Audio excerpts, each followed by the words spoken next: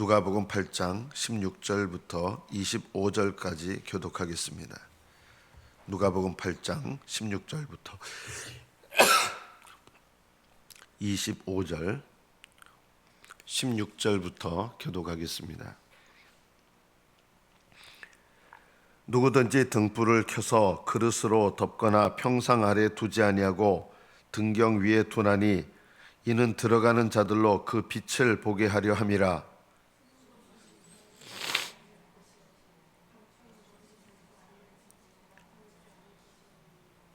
그러므로 너희가 어떻게 들을까 스스로 삼가라.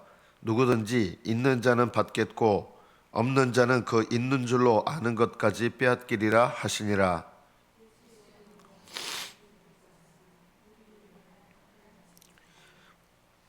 어떤 이가 알리되 당신의 어머니와 동생들이 당신을 보려고 밖에 서 있나이다.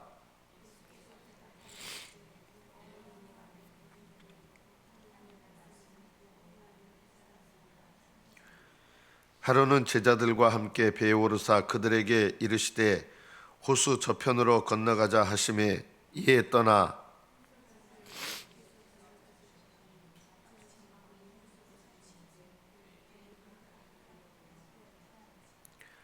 제자들이 나와 깨워 이르되 주여 주여 우리가 죽겠나이다 한데 예수께서 잠을 깨사 바람과 물결을 꾸짖으시니 이에 그저 잔잔하여 지더라.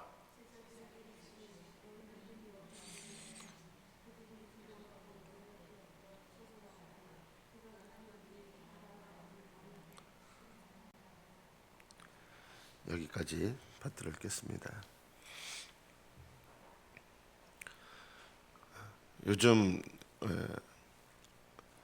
날씨가 많이 추워졌습니다.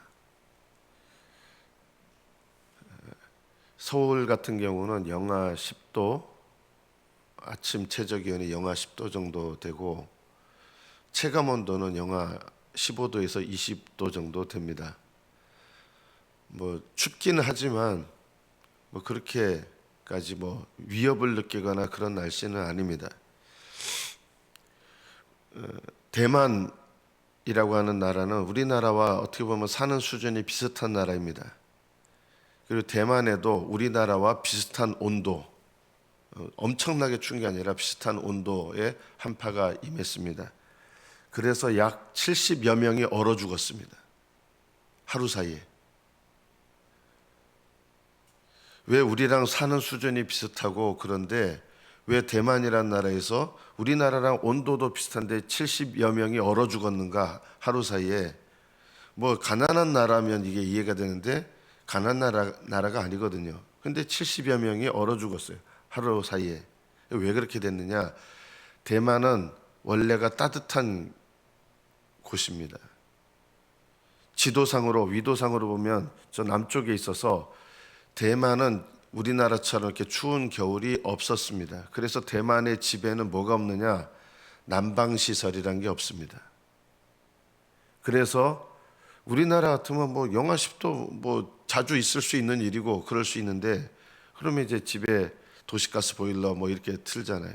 근데 대만은 그런 난방시설이 아예 없기 때문에 얼어 죽거나 이렇게 된 거예요.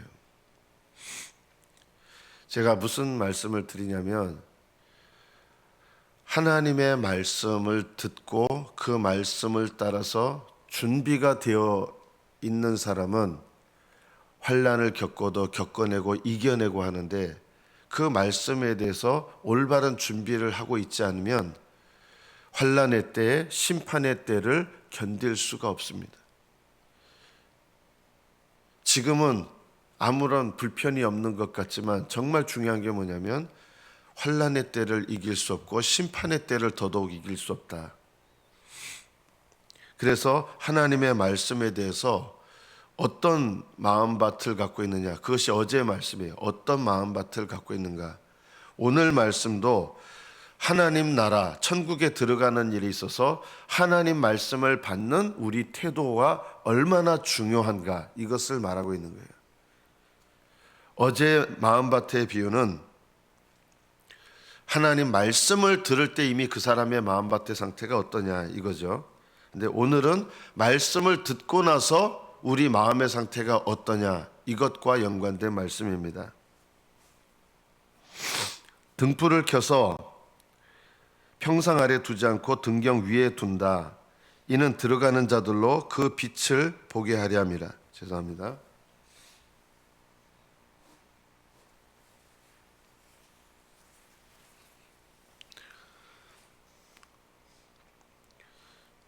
이 무슨 말씀을 하는 거냐면, 빛을 이렇게 등불을 준 이유는 침대 밑에 둬가지고 침대 밑에 두면 이게 불빛이 새어나오지 않아서 어둡게 되죠. 어떻게 됩니까? 방안을 밝히기 위해서 방안을 잘 밝히는 곳에다가 등불을 두지 않느냐. 이 말씀을 왜 하시느냐 하면, 하나님께서 우리에게 말씀을 주시는 이유가 뭐냐, 그 말씀을 너희들 마음속에만 품고 있으라, 그게 아니에요. 머릿속에 갖고 있으라, 그게 아니에요. 주님께서 우리에게 강조하시는 것은 그 말씀을 우리에게, 이 생명의 말씀이기도 하고 천국 복음이에요. 천국 복음, 하나님 나라의 복음을 왜 우리에게 주셨느냐, 그 하나님 나라의 복음을 받은 자들로 하여금 세상에서 빛이 되라고 복음을 주셨다는 거예요. 어제 마음밭의 비유는 하나님 나라의 복음을 어떤 태도로 받아들이느냐, 이것이 그 사람의 영혼 구원과 연관되어 있다 그러면, 오늘은 하나님의 말씀, 이 천국 복음을 받아들여서 세상 속에서 그 사람이 이 천국 복음에 대해서 어떻게 빛을 나타내느냐, 그것이 그 사람이 천국에 들어가는 일과 연관이 있다는 것입니다. 하나님께서 우리에게 천국 복음을 주신 이유는 세상에서 우리로 하여금 빛으로 응답하게 하시는 겁니다. 빛으로 적용하는 겁니다. 하나님의 말씀을 받고 그걸로 이렇게 침상 밑에다 두는 게 아니라 세상 사람들한테 그 하나님의 말씀을 나타내야 된다는 것입니다. 어떻게 나타낼까요? 두 가지로 나타냅니다. 하나는요, 저 사람을 보니까 뭔가 우리하고 다른데, 세상 사람들에게 뭔가 우리하고 다른데, 이렇게 느껴서 저 사람은 뭐 때문에 저렇게 살지? 나는 저렇게 살기가 어려운데 왜 저 사람은 저렇게 살 수 있을까? 이러면서 세상 사람들에게 빛으로 나타내야 되는 거예요. 천국 복음은 천국의 말씀이, 천국의 복음이 우리 안에 들어와서 이 세상 가운데서 천국에 합당한 삶을 살아내서 증거하는 거예요. 빛으로 증거하는 거예요. 그것이 없다 그러면 너희들은 하나님의 말씀을 제대로 받은 것이 아니다라는 거예요. 세상 가운데 빛으로 나타내야 되는데 받은 사람들은, 그래서 세상 사람들에게 여러분이 어떤 평가를 받느냐, 이것이 여러분이 천국 복음을 제대로 받아들였느냐, 이것을 나타낸다는 것입니다. 여러분 가족들에게 여러분이 받아들인 복음의 말씀을 제일 잘 평가해 주는 사람이 누구냐? 여러분 가족들이에요.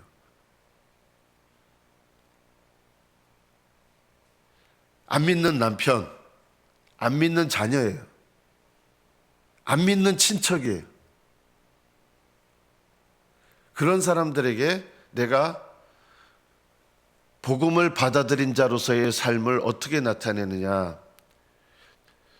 불을 밝혀서 어두운 방안을 드러내는 사람이 있고, 침상 밑에 두어서 빛으로 나타나지 않는 사람이 있다는 거예요. 내 주변 사람들한테 어떤 평가를 받는가, 이것이 내가 어떤 복음을, 천국 복음을 제대로 받아들였는가를 나타내는 바로미터가 됩니다.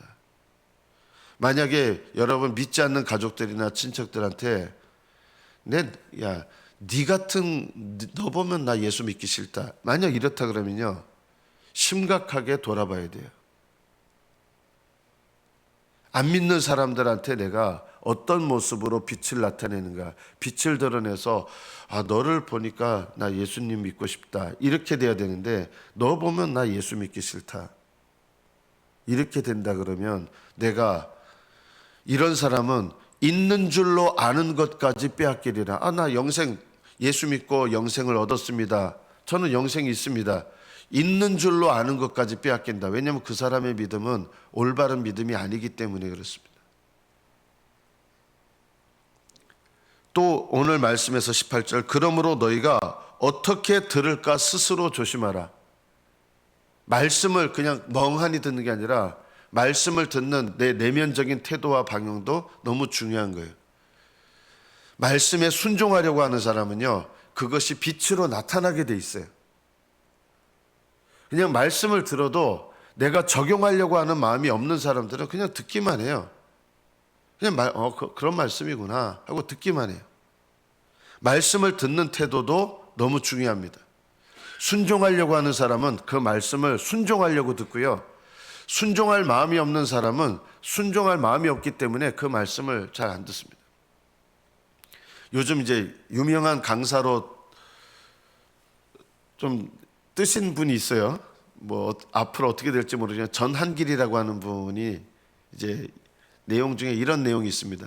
수많은 학생들 가르치는데 자기가 자제가 잘 안 되는 게 있다는 거예요. 학생들이 그렇게 많이 강의를 들어도 한 명이 졸면요 화가 나는 거예요. 여러분, 목사는요 설교 들을 때 여러분 좋으시고 주무시면 화나요.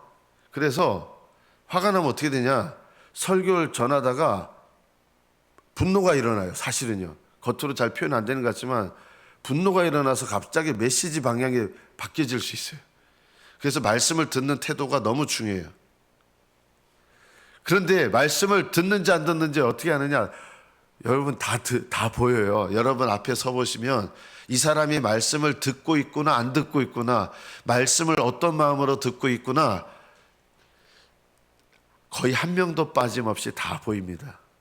아, 이분은 말씀을 듣고 있구나, 말씀을 어떤 마음으로 받고 있구나, 거의 다 보입니다. 왜 보이는지 아세요? 예, 표정이 다 보입니다. 표정이요. 말씀 들을 때 표정이.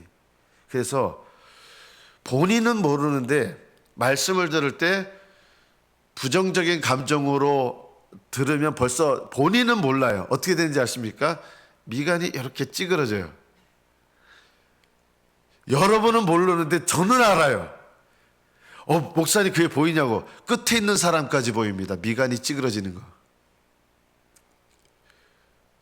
그리고 눈빛이 달라져요. 이게 여러분은 모르는데 맨 끝에 있는 사람까지 눈빛이 다 보인다니까요. 진짜로요. 그래서 눈빛이 어떻게 달라지느냐, 사모하는 눈빛이 있고 거부하는 눈빛이 있고 멸시하는 눈빛이 있고. 사람이 근육이 제일 많은 곳이 어디라 그랬습니까? 인체 중에서요? 요 눈의 근육이 제일 많습니다. 세밀한 근육이. 그래서 요 눈매가 기쁜, 사람이 마음이 기쁘면 너무 미세해서 기쁜 눈이 되고요, 화가 나면 화난 눈이 되고요, 멸시하면 멸시하는 눈이 되고요.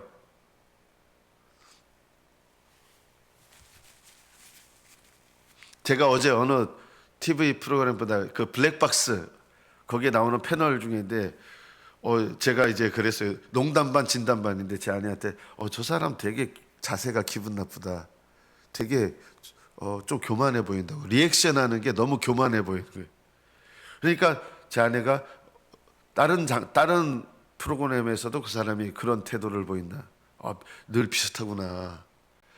교만한 마음 있는 사람은 교만한 태도가 나오는 거예요. 얼굴에 다 나옵니다. 말씀을 듣는 태도가 너무나 중요합니다. 말씀을 듣는 태도. 예, 피곤해서 조실 때도 있어요. 그죠? 직장 일하느라고 얼마나 피곤하겠습니까? 조시는 것도 차원이 있어요. 말씀을 들으려고 하는데 몸이 너무 피곤한 사람은 안 졸려고 애를 쓰면서 조는 게 있어요. 그거는요 이해가 돼요. 그렇게 해서 조시거나 주무시면 그건 이해가 되는데, 아예 뭐 잠이 오면 사람이 그냥 자는 거지. 왜 그냥 저절로 잠이 오고 하느냐? 이게 말씀을 듣는 내면의 태도와 연관이 있어요. 저는 잠 30분 자고 설교 들어도 졸지 않아요. 졸린데 졸지 않아요. 말씀을 듣는 마음의 태도와 겉으로 드러나는 태도, 너희가 어떻게 들을까 스스로 삼가라. 이 말씀을 들을 때 너희들의 마음의 태도, 또 외적인 태도도 중요하다는 것입니다. 말씀을 들을 때 부정적인 태도를 버리셔야 됩니다. 내가 저분은 왜 말씀을 저렇게 하잖아, 이런 거 말고 그 말씀 안에서 내가 받아들일 말씀을 들으려고 애쓰시면 그 말씀 속에 1%만 하나님의 말씀이 들어있어도 하나님은 그 1%의 말씀을 가지고도 우리의 마음 가운데 씨를 뿌리셔서 얼마든지 열매를 맺게 하실 수 있습니다. 저는 지금까지 이렇게 보니까 이제 목사님 말씀이 정말 은혜가 안 되는 경우도 있어요. 그런데 목사님 말씀이 제가 제일 처음 사역한 교회인데 은혜가 안 되세요, 별로. 근데 목사님 말씀이 은혜가 안 되는 교회인데 그런 믿음이 좋은 사람이 별로 없어야 되는데 기도하시는 분들이 참 많은 거예요. 믿음들이 좋으신 분이 많아요. 왜 그런 거 보니까 그렇게 좀 죄송한 말씀입니다. 은혜가 안 되는 말씀인데도 불구하고 말씀을 들으려고 하는 귀가 있으니까 그 은혜가 적은 말씀 속에서도 은혜를 받고 은혜가 적은 말씀 속에서 은혜를 받을 줄 아는 사람들은 하나님께서 그 믿음과 중심을 보시고 은혜를 부어주시는 일들이 많더라. 그래서 그분들은 어떻게 되느냐? 기도 많이 하십니다. 오히려 믿음이 겸손합니다. 왜 그렇게 됐느냐 이렇게 보니까 그 목사님이 말씀은 은혜가 안 되는데 그에 비해서 말 많이 하시는 게 있었어요. 뭘 많이 하시느냐? 기도를 많이 하시는 거예요. 그러니까 하나님께서 적은 말씀에 통해서도 은혜를 베푸시더라. 여러분이 말씀을 들을 때 스스로 삼간다는 것은, 여기 삼간다는 말은 주의하여 사모하는 마음으로 말씀을 받을 그런 태도와 준비를 해라. 그것이 하나님의 말씀이 내 속에서 역사하고 열매를 맺는 일에 있어서 중요하다는 것입니다. 19절부터의 말씀해 보면 예수님의 어머니와 동생들이 예수님을 이렇게 붙잡으러 왔어요. 이 말씀이, 똑같은 말씀이 다른 복음서에도 있거든요. 여러분이 복음서에서 읽을 때 주의해야 될 게 뭐냐면 똑같은 말씀이라고 해서 똑같이 해석되는 게 아니에요. 같은 말씀인 것 같지만 이 말씀이 어떤 문맥 속에서 이 말씀이 들어있느냐, 이것도 전혀 다른 해석의 방향이 되는 거예요. 이 똑같은 말씀이 예수님의 어머니와 동생들이 예수님을 찾으러 왔는데 오늘 이 말씀이 어디 다음에 있냐면 어떻게 말씀을 듣느냐, 우리의 태도와 관계된 말씀 속에서 이 말씀을 누가라고 하는, 저는 선지자라고 생각돼요. 누가가 기록하신 거예요. 성령의 감동으로. 그게 뭐냐면 예수님의 어머니와 동생들이 와서 이제 미쳤다고 찾아왔어요. 여기는 미쳤다는 말씀은 없어요. 그래서 예수님께서 하신 말씀이 이거예요. 누가 내 어머니와 동생들이냐? 어떤 사람이 와가지고 어머니와 동생들이 당신 찾으러 왔습니다 하니까 누가 내 어머니와 동생들이냐? 하나님의 말씀을 듣고 행하는 자가 내 어머니요 동생들이다. 이 문맥 속에서 이 말씀을 통해서 우리에게 뭘 말씀하시는 거예요? 말씀을 듣고 행하는 자가 예수님의 가족이라는 거예요. 말씀을 어떻게 듣느냐? 주님 말씀을 듣고 그 말씀대로 따르는 사람이 주님의 가족이라는 거예요. 오늘 본문에서 하나님의 말씀을 듣고 세상 사람들에게 빛으로 나타나야 된다. 또 오늘 본문 말씀에서 하나님의 말씀을 들을 때 내가 어떤 태도로 말씀을 받는가, 또 하나님의 말씀을 듣고 나서 그 말씀을 어떻게 행하는가, 말씀을 행하는 자가 내 어머니요 내 동생들이요 내 가족들이다. 하나님 나라의 가족들이라는 거예요.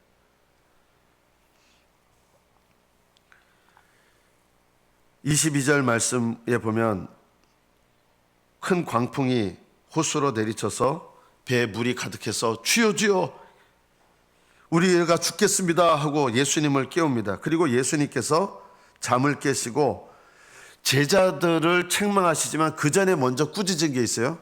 바람과 물결을 꾸짖었습니다. 여러분 이상하지 않습니까? 바람과 물결이 무슨 인격체도 아닌데 바람과 물결을 꾸짖으신 거예요. 왜 예수님은 바람과 물결을 꾸짖으셨을까요? 뭐 물결이 알아들어서 그렇습니까? 이 바람과 물결은 그 뒤에 배후의 역사는 영적 존재가 있는 거예요. 악한 영이 바람과 물결을 일으켜서 목적지로 가려고 하는 제자들의 배를 침몰시키려고 하는 거예요. 그래서 주님께서 단순히 바람을 혼내신 게 아니라 그 바람과 물결 배후에 있는 악한 영들에 대해서도 주님 꾸짖으신 거예요. 말씀으로. 이렇게 말씀으로 꾸짖을 수 있으려면 말씀이 충만하셔야죠. 예수님은 하나님 말씀대로 충만하신 거예요. 예수님도 사람으로 오셔서 하나님 아들의 능력으로 단순히 바람과 물결을 꾸짖으셔서 한 게 아니에요. 어떤 분들은 하나님 아들의 능력으로 바람과 물결을 꾸짖었다. 물론 하나님의 아들이시기 때문에 꾸짖으신 거예요. 그러나 또 하나는 예수님은 하나님 말씀에 온전히 충성되시고 온전히 순종하시는 분이에요. 예수님과 같이 그 말씀에 순종하고 그 말씀 안에 거하셔야 그 말씀의 능력이 나타나는 것입니다. 여러분은 여러분의 삶 가운데 바람과 물결이 찾아오면 그 배후의 역사는 악한 영들을 깨닫고 영적으로 깨닫고 볼 줄 알아야 됩니다.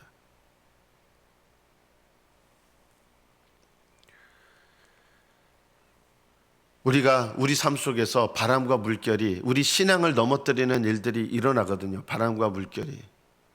그럴 때 우리는 어떻게 반응합니까? 예수님은 제자들에게 말씀하시는 거예요. 너희들이 왜 이런 것 때문에 두려워하느냐? 망할 것 같은 거예요. 넘어질 것 같은 거예요. 여기 배는요, 어떻게 보면 교회예요. 배에 물이 가득 들어와가지고 그냥 침몰할 것 같은 거예요. 우리 죽겠습니다. 그러자 예수님께서 너희 믿음이 어디 있느냐? 올바른 방향으로 가고 주님이 함께 하신다 그러면 그 배는, 그 교회는 침몰하지 않아요. 우리에게 중요한 게 뭡니까? 올바른 방향과 주님께서 우리 배에 계시느냐, 이게 중요한 거예요. 라오디게아 교회는 주님이 그 배에 계시지 않았습니다. 어떻게 주님이 안 계실 수 있습니까? 안 계시는 거예요. 라오디게아 교회에는요, 주님이 문 밖에 계셨어요.